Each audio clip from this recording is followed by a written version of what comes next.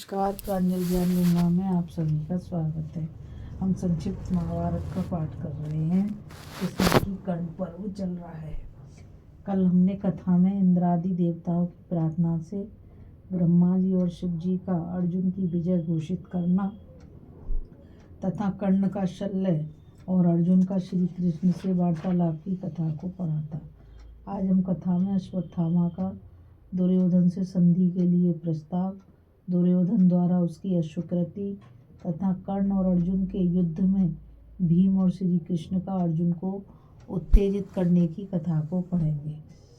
संजय कहते हैं, महाराज तदंतर दुर्योधन, कृतवर्मा, शकुनी, कृपाचार्य और कर्ण ये 5 महारथी श्री कृष्ण और अर्जुन पर प्राणांतकारी बाणों का प्रहार करने लगे। यह देख धनंजय ने उनके धनुष, बाण, तरकस, घोड़े, हाथी, रथ और सारथी आदि को अपने बाणों से नष्ट कर डाला।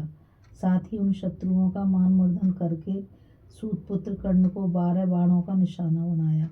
इतने में ही वहां सैकड़ों रथी, सैकड़ों हाथी सवार और शक, तुषार, यवन तथा काम्बोज देश के बहुतेरे घुड़सवार अर्जुन को मार डालने की इच्छा से दौड़े आए। परंतु अर्जुन ने अपने बाणों तथा शुरों की मार से उन सबके उत्तम उत्तम अस्त्रों तथा मस्तकों को काट गिराया। उनके घोड़ों, हाथियों और रथों को भी काट डाला।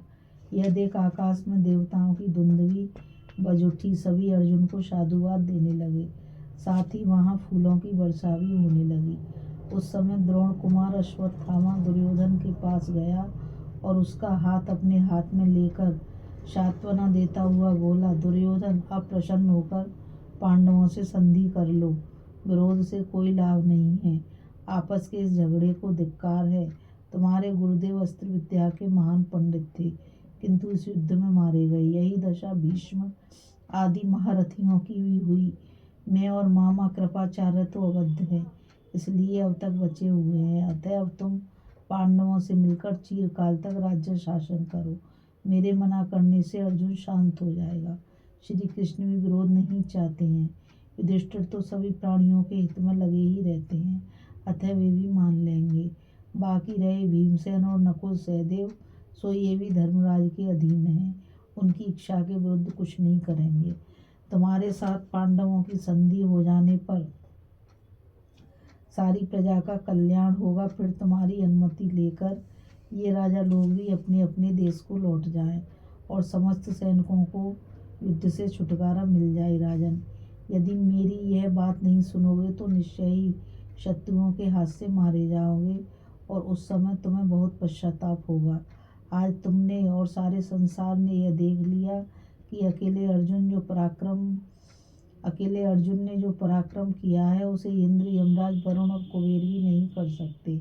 अर्जुन गुणों में तुमसे बढ़कर है, तो भी मुझे पूर्ण विश्वास है कि मेरी बात नहीं टालेंगे। यही नहीं, वे सदा तुम्हारे अनुकूल बर्ताव ही करेंगे। इसलिए राजन, तुम प्रसन्नता पूर्वक संधि कर लो। अपनी घनिष्ठ मित्रता के कारण ही मैं तुमसे यह प्रस्ताव कर रहा हूँ। जब तुम इसे प्रेम पूर्वक स्वीकार कर लोगे तो मैं कर्ण को भी युद्ध से रोक दूंगा। विद्वान लोग 4 प्रकार के मित्र बतलाते हैं। एक सहज मित्र होते हैं जिनकी मैत्री स्वाभाविक होती है। दूसरे ये संधि करके बनाए हुए मित्र। तीसरे वे हैं जो धन देकर अपनाए गए हैं। किसी का प्रबल प्रताप देखकर जो स्वतः चरणों के निकट आ जाए शरणागत हो जाते हैं, वे चौथे प्रकार के मित्र होते हैं। पांडवों के साथ तुम्हारी सभी प्रकार की मित्रता संभव है। वीरवर, यदि तुम प्रसन्नता पूर्वक पांडवों से मित्रता स्वीकार कर लोगे तो तुम्हारे द्वारा संसार का बहुत बड़ा कल्याण होगा। इस प्रकार जब अश्वत्थामा ने दुर्योधन से हित की बात कही तो उसने मन ही मन खिन्न होकर कहा, मित्र, तुम जो कुछ कहते हो वह सब ठीक है, किंतु इसके संबंध में कुछ मेरी बात भी सुन लो। इस दुर्बुद्धि भीमसेन ने दुशासन को मार डालने के पश्चात जो बात कही थी वह अब भी मेरे हृदय में दूर नहीं होती। ऐसी दशा में कैसे शांति मिले? क्यों कर संधि हो? गुरुपुत्र, इस समय तुम्हें कर्ण से युद्ध बंद कर देने की बात भी नहीं करनी चाहिए, क्योंकि अर्जुन बहुत थक गए हैं। अतः अब कर्ण उन्हें बलपूर्वक मार डालेगा। अश्वत्थामा से यूँ कहकर दुर्योधन ने अनुनय विनय के साथ द्वारा उसे प्रसन्न कर लिया। फिर अपने सैनिकों से कहा, अरे तुम लोग हाथों में बाण लिए चुप क्यों बैठे हो? शत्रुओं पर धावा करके उन्हें मार डालो। इसी बीच में श्वेत घोड़े वाले कर्ण तथा अर्जुन युद्ध के लिए आमने सामने आकर डट गए। दोनों ने एक दूसरे पर महान अस्त्रों का प्रहार आरंभ किया। दोनों के ही सारथी और घोड़ों के शरीर बाणों से बिध गए, खून की धारा बहने लगी। वे अपने वज्र के समान बाणों से इंद्र और वृत्तासुर की भांति एक दूसरे पर प्रहार कर रहे थे। उस समय हाथी, घोड़े, रथ और पैदलों से युक्त दोनों ओर की सेनाएं भय से काँप रही थीं। इतने में ही कर्ण मतवाले हाथी की भांति अर्जुन को मारने की इच्छा से आगे बढ़ा। यह देख सौनकों ने चिल्लाकर कहा, अर्जुन, अब विलंब करना व्यर्थ है। कर्ण सामने है, इसे छेड़ डालो, इसका मस्तक उड़ा दो। इसी प्रकार हमारे पक्ष के बहुतेरे योद्धा भी कर्ण से कहने लगे, कर्ण जाओ जाओ, अपने तीखे बाणों से अर्जुन को मार डालो। तब पहले कर्ण ने 10 बड़े बड़े बाणों से अर्जुन को बीध दिया। फिर अर्जुन ने भी तेज की हुई धार वाले 10 सहायकों से कर्ण की कांख में हंसते हंसते प्रहार किया। अब दोनों एक दूसरे को अपने अपने बाणों का निशाना बनाने लगे और हर्ष में भरकर भयंकर रूप से आक्रमण करने लगे। अर्जुन ने गांडीव धनुष की प्रत्यंचा सुधार कर कर्ण पर नाराज, नालिक, बारह कर्ण, शूर, अंजलिक और अर्धचंद्र आदि बाणों की जड़ी लगा दी। किंतु अर्जुन जो बाण उस पर छोड़ते थे, उसी को वह अपने सहायकों से नष्ट कर डालता था। तदंतर अपने आग्नेयास्त्र का प्रहार किया। इससे पृथ्वी से लेकर आकाश तक आग की ज्वाला फैल गई। योद्धाओं के वस्त्र जलने लगे। वे रण से भाग चले। जैसे जंगल के बीच बांस का वन जलते समय जोर जोर से चटकने की आवाज़ करता है, उसी तरह आग की लपटों में झुलसते हुए सैनिकों का भयंकर आर्तनाद होने लगा। आग्नेयास्त्र को बढ़ते देख उसे शांत करने के लिए कर्ण ने वरुणास्त्र का प्रयोग किया। उससे वह आग बुझ गई। उस समय मेघों की घटा गिर आई और चारों दिशाओं में अंधेरा छा गया। सब ओर पानी ही पानी नजर आने लगा।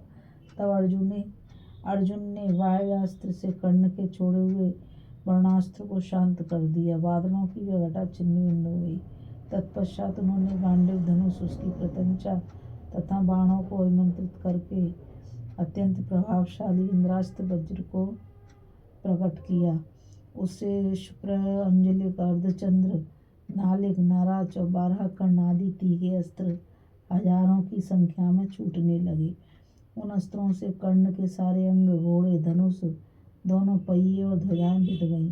उस समय कर्ण का शरीर बाणों से आच्छादित होकर खून से लथपथ हो रहा था। क्रोध के मारे उसकी आंखें बदल गईं।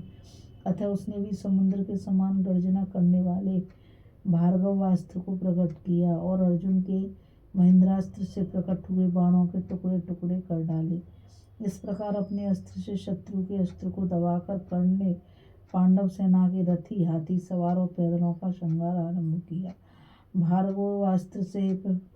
भार्गवास्त्र के प्रभाव से जब वह पांचालों और स्वयं को भी पीड़ित करने लगा, तो भी क्रोध में भरकर उस पर टूट पड़े और चारों ओर से तीखे बाण मारकर उसे बीधने लगे। किंतु सूतपुत्र ने पांचालों के रथी, हाथी सवार और घुड़सवारों के समुदायों को अपने बाणों से विदीर्ण कर डाला। वे चीखते चिल्लाते हुए प्राण त्याग कर धराशायी हो गए। उस समय आपके सैनिक कर्ण की विजय समझकर श्रीनाद करने लगे और ताली पीटने लगे। यह देख भीमसेन क्रोध में भरकर अर्जुन से बोले, विजय, धर्म की अवहेलना करने वाले इस पापी कर्ण से आज तुम्हारे सामने ही पांचालों के प्रधान वीरों को कैसे मार डाला। तुम्हें तो कालकेन नामक दानव भी नहीं परास्त कर सके। साक्षात महादेव जी से तुम्हारी हाथापाई हो चुकी है। फिर भी इस सूतपुत्र ने तुम्हें पहले ही बाण मारकर कैसे बीध डाला। तुम्हारे चलाए हुए बाणों को उसने नष्ट कर दिया। यह तो मुझे एक अचंभे की बात मालूम हो रही है। अरे, सभा में द्रौपदी को जो कष्ट दिए गए उनको याद करो। इस पापी ने निर्भय होकर जो हम लोगों को नपुंसक कहा था तथा तीखी और कठोर बातें सुनाई थी, उन्हें भी स्मरण करो। अर्जुन, इन सारी बातों को ध्यान में रखकर शीघ्र ही कर्ण का नाश कर डालो। तुम इतनी लापरवाही क्यों कर रहे हो? यह लापरवाही का समय नहीं है। तदंतर श्री कृष्ण ने भी अर्जुन से कहा, वीरवर यह क्या बात है? तुमने जितने प्रहार किए हैं कर्ण ने प्रत्येक बार तुम्हारे अस्त्रों को नष्ट कर दिया है। आज तुम पर कैसा मोह छा रहा है, ध्यान नहीं देते। ये तुम्हारे शत्रु कौरव कितने हर्ष में भरकर गरज रहे हैं। जिस धैर्य से तुमने प्रत्येक युग में भयंकर राक्षसों को मारा है और दंभोदभ नामक असुर का विनाश किया है, उसी धैर्य से आज कर्ण को भी नष्ट करो। इस कथा में बस इतना ही। अभी हम कथा में अश्वत्थामा का दुर्योधन से संधि के लिए प्रस्ताव, दुर्योधन द्वारा उसकी अश्वकृति आदि कथा को पढ़ रहे थे। अब हम कथा में कर्ण और अर्जुन का युद्ध की कथा को पढ़ेंगे। इस कथा में बस इतना ही। मुझे गीता रावत को आज्ञा दीजिए। कल फिर मिलेंगे एक नई कथा के साथ। और मैं आप सभी से यही कहना चाहूँगी कि इस चैनल को ज़्यादा से ज़्यादा लाइक, शेयर और सब्सक्राइब कीजिए, ताकि यह मूल्य ज्ञान अधिक से अधिक लोगों तक पहुंच सके। और आप सबके सहयोग से ही यह कथा आगे बढ़ेगी। इस कथा में बस इतना ही। राधे राधे, जय श्री कृष्णा, नमस्कार।